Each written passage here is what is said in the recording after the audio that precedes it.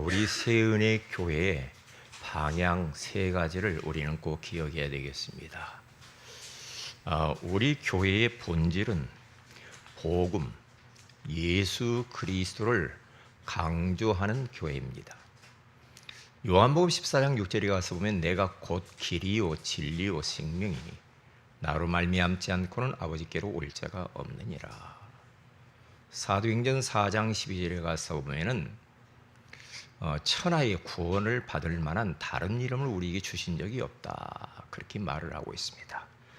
우리 교회는 예수 그리스도, 구원의 길이신 예수 그리스도를 더욱 강조하고 더욱 누리고 더욱 전해야 될 줄로 믿습니다. 그리고 우리 세은의 교회의 능력은 어디 있는가? 교회의 능력, 예배입니다. 예배를 살려야 됩니다. 예배 때마다 하늘의 열려야 됩니다. 그리고 불같은 성령, 바람같은 성령의 충만한 역사가 임재하는 것들을 우리가 체험을 해야 되겠죠. 교회의 능력은 예배에 있어요. 그래서 예배를 어떻게 하면 우리가 진짜 하나님이 기뻐하시는 하늘의 문이 열리는 그런 예배가 될 수 있을까 놓고 기도해야 됩니다. 그리고 교회의 능력은 기도의 삶에 있습니다. 기도해야 됩니다. 그래야 교회가 능력이 생기고 우리 자신들이 능력이 생기는 거예요. 또 하나는 찬양입니다. 교회의 찬양이 살아야 됩니다. 하나님은 우리를 지으신 목적이 찬양 때문에 지었기 때문에 찬양할 때 하나님이 임재하잖아요. 찬양할 때 모든 문들이 열리거든요. 그게 바로 우리 교회의 능력이에요. 마지막 세 번째입니다. 교회의 사명입니다. 전도입니다. 주님 마지막 가시면서 모든 족속으로 제자를 삼으라 그랬습니다. 땅끝까지 가라, 만민에게 복음을 전파하라고 말씀을 주시면서 마지막 유언처럼 그렇게 우리에게 부탁하셨습니다. 전도 선교입니다. 195개 나라에 가서 복음을 증거해야 됩니다. 그리고 이 일을 위하여서 우리는 차세대의 선교사 다음 세대를 세워야 돼요. 그리고 뿐만 아니라 제자를 그래서 세워야 되는 겁니다. 부교역자도 일어나야 되고 그리고 우리 또 교회 안에 많은 전도자들이 일어나야 되겠죠. 잃어버리면 안 됩니다. 자, 오늘은 거짓 증거하지 말라라는 제목으로 우리가 하나님의 음성을 듣기를 원합니다. 어느덧 우리가 소유의 문답 76문답까지 이렇게 달려오게 됐습니다. 오늘은 10계명 제9계명. 9계명이 무엇입니까? 답이 뭡니까? 제9계명은 내 이웃을 해하려고 거짓 증거하지 말라 하신 것입니다. 이렇게 나와 있어요. 자, 이렇게 우리 말씀을 딱 기억하면서 첫 번째로 말씀의 성루로 우리 모두가 다 올라가야 됩니다. 말씀이 답입니다. 말씀 속에 해답이 다 들어있죠. 말씀 속에 우리의 가야 할 방향이 나오죠. 말씀 속에 우리가 정말 또한 기도 제목도 나오는 거거든요. 말씀을 통하여서 우리가 분별력을 얻게 되어집니다. 그래서 우리는 말씀의 성도로 올라가고 매일매일 순간순간 말씀 속으로 우리는 빠져 들어가야 됩니다. 자, 그러면 우리 예수님께서 제자들을 말씀의 성루, 산으로 부르셨습니다. 그들을 딱 보니까, 그리고 많은 유대인들을 쳐다보니까 이것은 전혀 예수님이 원하는 모습들이 아니에요. 너무 과거에 종교적이고 그리고 율법적이고 어떤 전통 규례에 딱 묶여 있는 그들의 모습을 보시면서 그들에게 지금 새로운 기준을 설정해 주고 있는 작업을 합니다. 예수님이 직접 제자들을 훈련하는 그러한 모습을 볼 수가 있죠. 그래서 첫째로 가서 보면 악한 자를 대적하지 말라. 마태복음 5장 38절에서 42절에 가서 보면은 그렇게 나와 있어요. 우리가 지금 쭉 말씀을 보고 있잖아요. 그런데 여러분들도 마태복음 5장을 한번 이렇게 펴놓고 한번 보도록 하겠습니다. 38절에 가서 보면은 이렇게 나와 있죠. 또 눈은 눈으로 이는 이로 갚으라 하였다는 것을 너희가 들었으나 나는 너희에게 이르노니 악한 자를 대적하지 말라. 누구든지 내 오른편 뺨을 치거든 왼편도 돌려대며 또 너를 고발하여 속옷을 가지고자 하는 자에게는 겉옷까지도 가지게 하며. 우리 두 절을 같이 한번 읽어봅니다. 또 누구든지 너로 억지로 오리를 가게 하거든 그 사람과 십리를 동행하고 내게 구하는 자에게 주며 내게 꾸고자 하는 자에게 거절하지 말라. 아멘. 눈은 눈으로 이는 이로 갚으라고 하는 것들을 너희들이 그동안 배웠지. 모세 율법에서 출애굽기와 레위기 모세 오경에 가서 보면은 그때 당시에 이 모세를 통하여서 율법 딱 규례를 정해줬습니다. 복수의 한계입니다. 다시 말하면 한계선을 딱 지어놓은 거예요. 왜? 사람들이 그 한계를 뛰어넘어서 더 많은 피해를 많이 주기 때문에. 눈을 다치게 했냐? 그러면 눈만 다치게 해라. 더 이상 더 다른 것들을 다치게 하면 안 돼. 그리고 이를 부러뜨렸는가? 그러면 이를 하나 부러뜨리면 하나만 부러뜨리는 것을 해야지 더 보복하면 안 돼. 그때 그렇게 가르쳤다는 거죠. 한계를 정해준 거죠. 그런데 오늘 예수님께서는 그렇게 하지 말라는 거예요. 이게 맞는 거죠. 우리의 기준은 복음이 기준이에요. 예수 그리스도가 기준이기 때문에. 뭐라고 말합니까? 악한 자를 대적하지 말래요. 악한 자를 대적하지 말고 오른편 뺨을 치거든 왼편도 돌려대라. 속옷을 가지고자 하는 자에는 겉옷까지도 주고 오리를 가게 하거든 십리까지 동행하고 구하는 자에게 주며 꾸고자 하는 자에게 거절하지 말라. 이야, 지금 이 세상하고는 정맞지도 않고 어떻게 보면은 우리들하고도 잘 안 맞는 부분이 있어요. 여러분 누가 왼편 여러분 뺨을 때렸다. 그러면 어떻게 하겠어요? 아, 이쪽도 때려주세요. 그렇게 할 수 있겠어요? 못하죠. 못하죠. 어떻게 쓰든지 한 대뿐만 아니라 두세 대 때려줘야 되겠죠. 열받잖아요. 열받아요. 그런데 예수님은 그렇게 하라는 거예요. 큰일 났죠. 여러분 어떻게 할 겁니까? 누가 오리를 나오고 이 뜨거운 날 좀 동행해 달라고 어디 쇼핑 가자고 하는데 심리까지도 가져라는데 어떻게 할 거예요? 에? 힘들죠. 에? 힘들죠. 그리고 옷을 속옷 가지기를 원하면 겉옷까지도 주어라.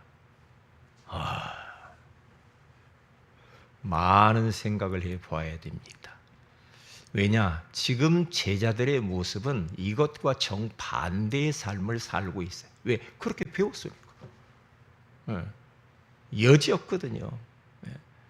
뭐 악한 자 대적을 안 해? 대적을 더 해야지. 지금 보세요. 나라가 왜 그렇게 전쟁을 지금 많이 합니까? 러시아, 우크라이나 한 방 맞으면 한 방만 때리면 좋겠는데 난리 나면 몇 배로 갚아줍니다. 저 이란과 저 미국 전쟁하는 거 보면은 완전히 뭐 다 부셔버립니다. 다 부셔요. 세상이 이래요. 그러니까 이 말씀은 세상 돌아가는 거하고 어떻게 보면은 안 맞아. 내가 바본가? 내가 바보 천치 축구인가? 그럴 수도 있겠잖아요. 그런데 예수님은 그렇게 하래요. 무저항주의. 그래야 모든 것들을 종결 지을 수가 있는 거예요. 그렇지 않으면 끊임없는 싸움이 일어납니다. 그 싸움을 어떻게 끝내는가? 오른편 뺨 때리면 왼편도 돌려줘 버리면 그때 끝납니다. 그때 끝나요. 저도요, 이번 주에 저희 위층 사는 사람이 꼭 저희 집 창문 앞에서 계속 담배 피우고 가래침 뱉고, 우리 창문 앞에서 그래요. 그런데 담배도 한 각 이상 더 피는가 봐. 한 30분에 한 번씩 와. 이야, 여기까지 나오는 거 있죠. 전도 대상자를 마련하지. 안녕하세요. 그러면서 뭐 있으면 하나 더 드리고. 근데 속으로는 진짜 안 했으면 좋겠는데 저 양반이 왜 그래? 나 담배 연기 맡고 싶지 않은데. 그런데 어떤 게 맞는가? 정중하게 조금 자리를 비켜서 이쪽 와서 좀 피우시죠. 이렇게 말을 그 양반이 굉장히 싸놨거든요. 왜냐? 옛날 윗집하고 싸우는데 보니까 여기다가 기름 다 잠자는데 뿌려가지고 불 질러버린다고 들어. 그러니까 저는요, 저희 집 불 질러면 도망갈 데도 없습니다. 그러니까 얼마나 무서운지. 사람들이 사나워졌어. 거칠어졌어. 온순하질 않아. 배려하는 마음도 없고 양보하는 마음도 없고 사람들을 수용하는 수용성도 없고 포용하는 마음도 없고 포용하지 못하면 초월하는 능력이 없는 거라. 그런데 예수님은 이렇게 해야 모든 것들을 잠재울 수 있고 세상, 어두운 세상을 살릴 수 있다는 거예요. 어떻게 할 거예요? 이 말씀을 찢어버릴까요? 어떻게 할 거예요? 이게 복음이라는데? 네? 주여죠, 진짜. 그러니까 우리 교회의 본질은 예수 그리스도예요. 예수 그리스도라면 어떻게 하셨을까? 마지막 결론에 제가 그렇게 써놨어요. 이런 상황 가운데에서 예수님이라고 하면은 어떻게 그것을 대처하셨을까? 라는 겁니다. 좀 많이 생각해야 돼요. 여러분에게 와서 뭘 자꾸만 달라고 해보세요. 달라고 해. 계속 달라고 그래. 네. 그러면 막 달라고 하면은 우리가 주지요. 이렇게 하다가 근데 계속 달라고 그래. 그런데 하다 보면은 끝이 없죠. 끝이 없어요. 그런데 우리 주님께서는 악한 이러한 사람들을 선한 자로 바꿀 수 있고 이러한 모든 다툼과 시비를 그치는 길이 이 방법이라는 겁니다. 더 해주라는 거예요. 누가 뭘 이만큼 해줬으면 그보다도 막 더 해주래요. 더 해주래. 네. 그래야 흑암이 꺾입니다. 그리고 두 번째는 뭐냐면 43절에서 48절을 우리 같이 한번 읽어보는 것이 좋겠습니다. 같이 한번 읽어봅니다. 시작. 또 내 이웃을 사랑하고 내 원수를 미워하라 하였다는 것을 너희가 들었으나 나는 너희에게 이르노니 너희 원수를 사랑하며 너희를 박해하는 자를 위하여 기도하라. 이같이 한즉 하늘에 계신 너희 아버지 아들이 되리니 이는 하나님이 그 해를 악인과 선인에게 비추시며 비를 의로운 자와 불의한 자에게 내려주심이라. 너희가 너희를 사랑하는 자를 사랑하면 무슨 상이 있으리요? 세리도 이같이 아니하느냐? 또 너희가 너희 형제에게만 무난하면 남보다 더하는 것이 무엇이냐? 이방인들도 이같이 아니하느냐? 그러므로 하늘에 계신 너희 아버지 온전하심과 같이 너희도 온전하라. 우리도 이 하나님처럼 온전하게 이러한 삶을 살으라는 겁니다. 저 출애굽기나 레위기나 모세오경에 나와 있는 내 이웃을 사랑하고 원수를 미워하라고 하는 것까지는 너희들이 배웠다. 그러나 나는 너희에게 말을 한다. 새로운 계명을 주시는 거예요, 우리 주님이. 너희 원수를 사랑하며 너를 박해하는 자를 위하여서 기도하라. 나는 기도는 많이 못했던 것 같아요. 보니까 그냥 이렇게 품기는 했는데 그 사람이 왜 그랬을까라고 기도를 많이는 못했어요. 근데 근래에 들어서는 기도가 많이 나와요. 저 사람이 왜 그럴 수밖에 없지? 하면서 품는 마음도 많이 생겼고요. 왜냐? 결국은 이 말씀이 나를 살리는 거예요. 제가 얼마 전에 제 발톱을 봤더니 주름이 크게 생겼어요. 얼마 전에. 지난번에 한번 생겼다가 그거 다 지나갔거든요. 극심한 스트레스를 받으면 발톱에 주름이 생긴답니다. 그런데 왜 이렇게 주름이 내가 생겼나? 그래서 폭 튀어나온 그 부분을 이게 손톱 미는 거 있죠. 그걸 가지고 평평하게 그거 깎아냈어요. 깎아냈어요. 왜? 그걸 보니까 마음이 좀 불편하더라고. 기분 나쁘고. 그래서 내가 뭐에 지금 스트레스 받나? 그런 부분을 묵상하면서 조금 마음이 불편한 사람들 놓고 기도하게 되더라고. 기도하고 축복 기도하고 빌어주고 이러면서 그러한 위기를 넘어간다니까요. 왜냐? 가만히 보니까요, 예수님의 이 말씀들은 결국에는 나 살리는 거예요. 내가 사는 길이라니까요. 그 사람도 살려야 되지만 내가 살아야 돼. 내가 살기 위해서는 그렇게 할 수밖에 없어요. 그래서 기도해보면은 달라져요. 그 사람 대하는 것이 달라진다니까요. 그러면 아버지 아들이 되고 하나님은 어떤 분이냐? 이 해를 빛을 비추는데 악인과 선인에게 똑같이 비춰준대, 하나님이. 그렇게 지금 예수님이 말씀하는 거예요. 악인한테는, 못된 놈들한테는 해를 비추지 말고 그냥 하나님 자녀한테만 비추고 그러면 좋겠는데 악인과 선인을 똑같이 비추신대, 해를. 그리고 비도 똑같이 내려준다네요. 이게 하나님 아버지의 마음이야. 이게 예수님의 마음이라. 그래서 옛날에 그 송정미 시인이 찬양했던 거 가서 보면 하나님을 어떻게 고백해요? 공평하신 하나님이래. 자기 몸은 완전히 뇌성마비로 뒤틀렸는데, 나 가진 것이 없고 배운 것이 없는데, 그런데 지나고 보니까 하나님은 공평하시다 이 말이야.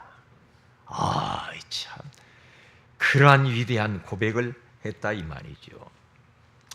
그러니까 우리에게 사랑하는 자를 사랑하면 무슨 상이긴? 사랑하는 자만 계속 사랑하고 사랑하지 않는 사람은, 한 번 등 돌린 사람은 죽을 때까지 등을 돌리고 살아. 그러면 서로 다 죽는 겁니다. 마귀만 제일로 좋아하는 거예요. 마귀만. 사랑하는 자만 계속 사랑해. 사람이 여러 사람이 있는데 꼭 그 한 사람만, 그 사람만, 눈길도 그 사람한테만 주고 옆에 있는 사람 눈길도 안 줘. 막 그 사람. 그렇게 해가지고 그게 온전한 삶이 되겠습니까? 그러지 맙시다. 그러지 마세요. 좀 요즘 들어서 하나님께서 마음을 넓히라고 하잖아요. 그렇죠? 마음을 확 넓히래요. 고린도 교회 성도들을 향하여서 바울이 그랬잖아요. 지난주에 좁은 마음을 넓히라고 그러잖아요. 사람들 다 수용하고 품을 정도로 넓혀라. 왜냐? 복음 때문이라도 그래야 돼. 우리는 전도 때문이라도 그렇게 해야 된다. 그리고 뿐만 아니라 우리 하나님께서 마지막 결론적으로 그렇게 말을 하잖아요. 아버지의 온전하신 같이 너희도 온전하라. 그렇게 말씀을 하는 거예요. 손양호 목사님이 자기 두 아들을 이념 논쟁을 하면서 공산주의자 청년이 총을 쏴 둘 다 죽여버렸잖아요. 그래가지고 그 총 쏜 사람은 잡혀가고 사형을 당하게 생겼는데 손양호 목사님이 탄원서를 써가지고 그를 용서해달라고, 나도 우리 가정도 다 용서한다. 그래가지고 그 사람을 감옥에서 빼냈잖아요. 그래서 양자로 삼아요. 그 아들을 양자로 삼아. 양자로 삼을 뿐만 아니라 그를 예수 믿게 해서 그분 후대 중에 목사가 나온다니까요. 그래서 사랑의 원자탄이라고 하는 그런 영화가 있었지 않습니까? 어떻게 그럴 수 있을까?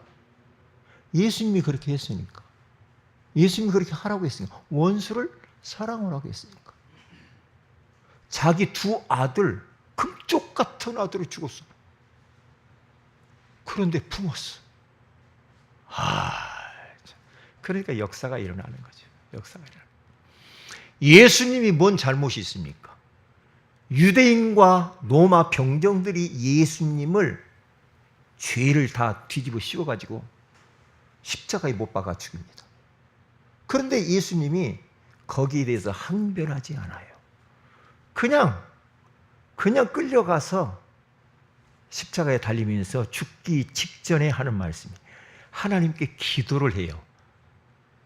하나님, 저들이 알지 못해서 저렇게 죄를 짓습니다.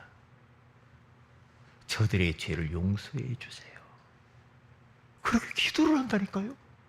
예수님이 자기를 못 박아 죽이는 그 유대인들을 향하여 용서를 하는 기도를 하나님께 하잖아요. 그러면서 자기가 죽어요. 그런데 그것으로 끝난 게 아니야. 나중에 예수님은 부활하잖아요. 그렇죠? 너희가 살고자 하느냐? 그러면 죽을 것이요. 죽고자 하느냐? 그러면 살리라. 성경은 전부 다 반대로 이야기해요. 그래서 우리는 이 세상을 살 때 반대 정신으로 살아야 돼. 세상 사람들의 논리와 정신으로 살면은 안 됩니다. 안 돼요. 그러면 세상 못 살립니다. 정반대 정신으로 살아야 됩니다. 그래야 사람 살리고 나도 살아요. 자, 그러면 두 번째입니다. 소위르문답 오늘 76문답인데 거짓 증거하지 말라 그렇게 말씀하셨습니다. 자, 그러면 거짓 증거하지 말라.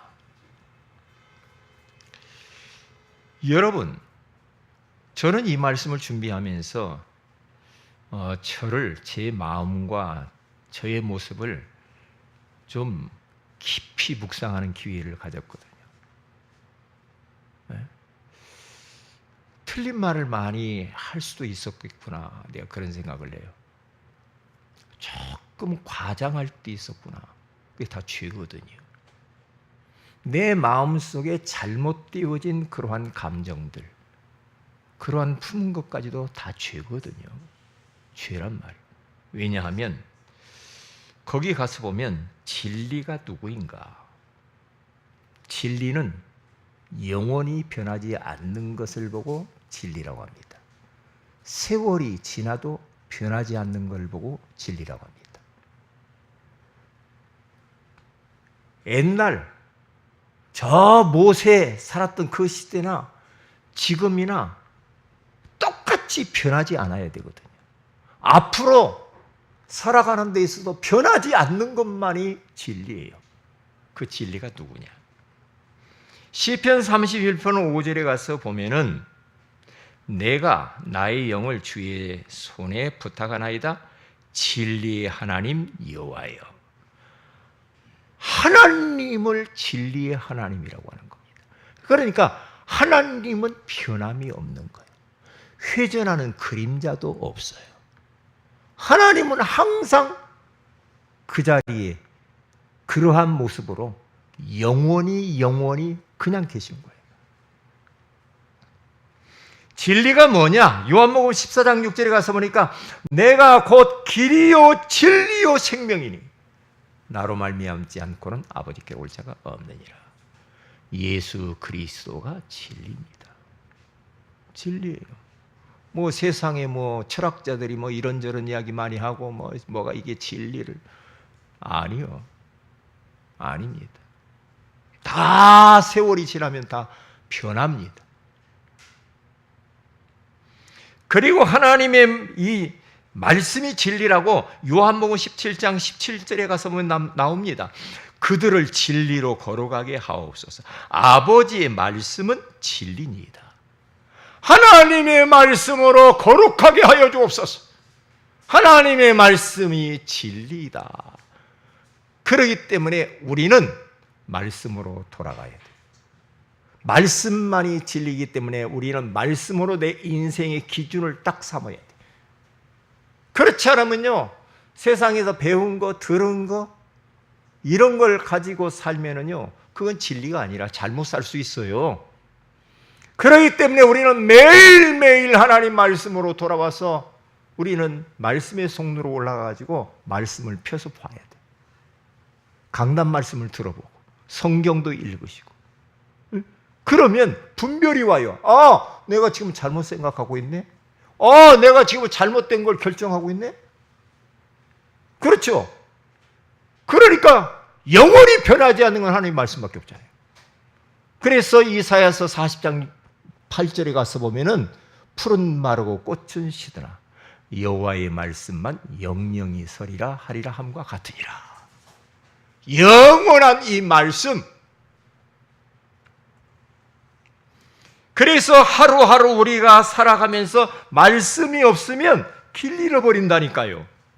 내가 무엇을 말을 할까, 무엇을 결정할까, 말씀이 없으면 실수할 수가 있는 거지요. 그런데 이 마귀는 요한복음 8장 44절에 가서 보면은 거짓의 아비라고 말을 하고 있잖아요. 그런데 예수님께서 진리의 말씀, 이 말씀을 하니까 내가 진리를 말함으로 너희가 나를 믿지 아니하는도다. 45절의 이야기를 해요. 46절에 뭐라고 또 말합니까? 유태인들 전부 다 이게 이 마귀의 자녀다 이 말이죠. 진리를 말하는데도 어찌하여 나를 믿지 아니하느냐. 예수님이 계속 진리에 대한 말씀을 이야기하잖아요. 47절에 가서 보면은 하나님께 속한 자는 하나님의 말씀을 듣나니 너희가 듣지 아니하면 하나님께 속하지 않아서 그런 것이다. 그래서 세 번째로 하나님이 미워하시는 것 7가지가 나옵니다. 잠언서 6장 16절에 가서 보면은 나오는데요. 거기 보면은 17절에 곧 교만한 눈과 거짓된 혀와 무지한 자의 피를 흘리는 손과 18절 악한 계계를 꾀하는 마음과 빨리 악으로 달려가는 발과 19절 거짓을 말하는 망령된 증인과 및 형제 사이를 이간하는 자니라. 이게 다 하나님이 미워하시는 거래요. 그래서 우리들은 두 번째로 하나님 앞에서 진실하게 우리는 서야 되겠습니다. 진실해져야 됩니다. 자꾸 여러분 질문해 보세요. 저는 계속해서 하나님, 내가 진실해지기를 원합니다. 하나님 앞에서. 지금 하나님 앞에 내가 있는데 감히 어떻게 거짓을 말할 수가 있습니까? 거짓을 말하지 않게 하시고, 네? 틀린 말하지 않게 하시고, 숫자라도 덧붙이지 말고, 과장하거나 허풍 떨지 말고 사실만 말할 수 있도록 진실해져야 돼. 사람이 하나님 앞에서 진실해져야 된다는 거예요. 그때 역사가 일어나요. 진실해지지 않고 뭔가 막 거짓에 막 이렇게 막 쌓여 있고 뭔가 감추고, 예? 자꾸만 뭐 하는 척하고 이러면 안 된다니까요. 진실해져야 돼. 힘들면 힘들고 안 힘들면 안 힘들고. 그러니까요, 굉장히 이 영적으로 맑아져요. 자꾸만 맑아져. 영이 맑아야 돼. 혼탁해지면 안 돼. 응? 혼탁해지면. 선의의 거짓말, 다시 말하면 이런 거짓말은 우리가 또 성경에 보면 나오는데, 출애굽기 1장에 가서 보면 15절에서 22절에 가서 보면 바로왕이 산파들을 불러가지고 이야기합니다. 너희들이 히브리 여인들이 자녀를 낳는다고 해서 가서 너희들이 출산할 때 남자아이는 다 죽여라 그랬어요. 그런데 희한해요. 나는 은혜를 많이 받았어요. 거기서 이 산파들이요, 여호와 하나님을 두려워해가지고 여호와를 경외했다고. 하나님을 두려워하여 살려준 거예요. 아들, 남자 아이들을 다 살려준 거예요. 그래 나중에 부릅니다. 바로왕이 불러요. 산파들, 너희들 왜 죽이라고 했는데 죽이지 않았어? 물으니까 딱 거짓말을 합니다. 히브리 여인들은 예굽의 여인들과 달라가지고 너무나 건강해서 도착하자마자 벌써 아이를 싹 낳아버렸습니다. 그러니 어떻게 우리가 죽일 수가 있겠습니까? 이미 다 태어나 버렸습니다. 거짓말을 하죠. 그런데 희한하죠. 하나님이 그 산파들에게 은혜를 베푸시면서 그들을 복을 주셔요. 참 놀라워요. 거기 쭉 보면은 복을 딱 주시는 게 장면이 나와요. 또 여호수아서 2장 3절에서 6절에 가서 보면은 저 두 정탐꾼을 숨겨줬던 기생 나합이 나옵니다. 와가지고 기생 나합 집으로 들어갔는데, 너 그 정탐꾼 너희 집 들어왔지? 와서 이게 이제 잡으러 왔는데, 들어온 적 없다고 말이야. 방금 나갔다는 거예요. 왔다가 방금 빨리 쫓아갔어. 그런데 거짓말이죠. 정탐꾼을 갖다가 다 3대에 숨겨놨잖아요. 그리고 난 이후에 이제 정탐꾼하고 만나서 이야기하면서 나중에는 그 기생 나합이 그 사건으로 말미암아서 나중에 가족 전체가 다 구원받고 죽임을 당하지 않습니다. 그런 역사가 있다니까요. 그래서 여러분, 조금 소외가 될 수 있는 그런 환경이 있을지라도 하나님 앞에서 우리는 진실해져야 돼. 진실을 말을 해야 돼. 그렇게 자꾸 하셔야 됩니다.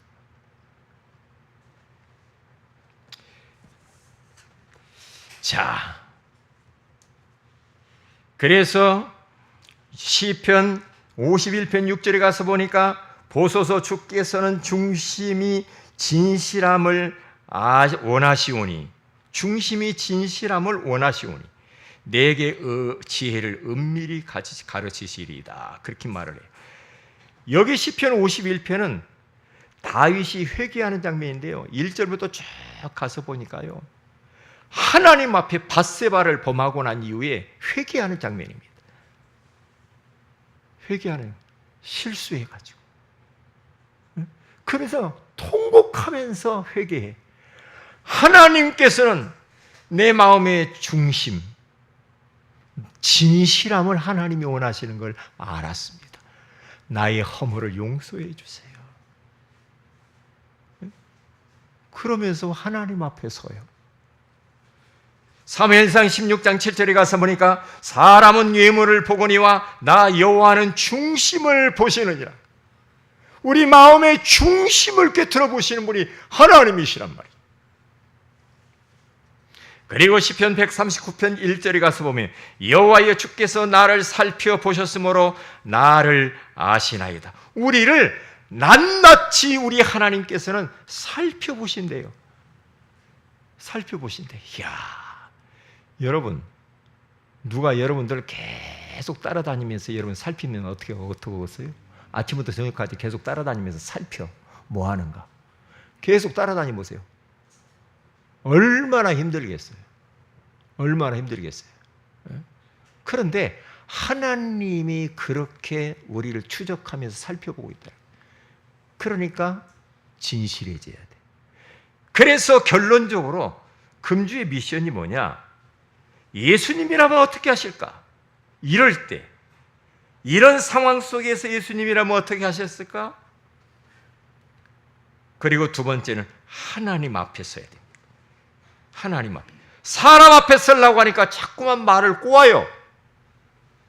그것도 하나님이 다 하신다니까요. 하나님 앞에서 진실해져요. 그러면 어떤 일이 벌어집니까? 그때부터 변화가 일어나고 응답과 새힘과 평안과 용기와 닫힌 문들이 이제 열리게 되어지는 겁니다.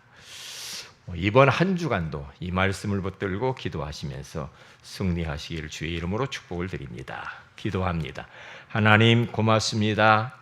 오늘 하나님께서 내 이웃에게 대하여 거짓 증거하지 말라고 말씀해 주시는 것을 감사합니다. 일평생 동안 우리 모두가 다 말씀의 성루로 올라가서 예수님께서 우리에게 말씀하시는 악한 자를 대적하지 말고 원수를 사랑하게 하시고 거짓 증거하지 말고 하나님 앞에서 진실하게 서서 예수님이라면 과연 어떻게 할 것인가? 라고 질문하면서 우리가 살아감으로 인하여 많은 변화와 응답과 축복을 경험할 수 있도록 역사하여 주옵소서. 주 예수님의 이름으로 기도 올리옵나이다.